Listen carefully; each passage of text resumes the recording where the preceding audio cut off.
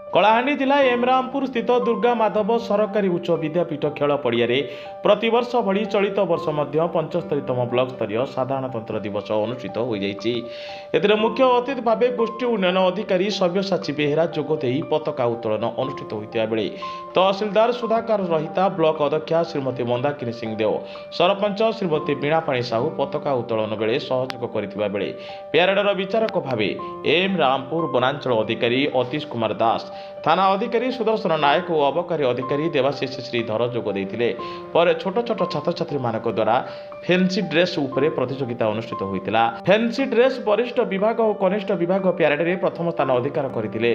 घरोई शिक्षा अनुष्ठान Shri education academy छात्र छात्री माने एथिरे समाजसेवी विकास रंजन सिंहदेव प्रदीप कुमार पाणिग्राही सत्यनारायण साहू उद्धव पंडा मंगल संप्रसारण अधिकारी श्यामसुंदर नायक रश्मिरंजन प्रहराज भवानी शंकर साहू प्रमुख सहयोग करते एवं मंच संयोजना करते वरिष्ठ सांबादिक हेमंत कुमार साहू और शिवप्रसाद पट्टनायक।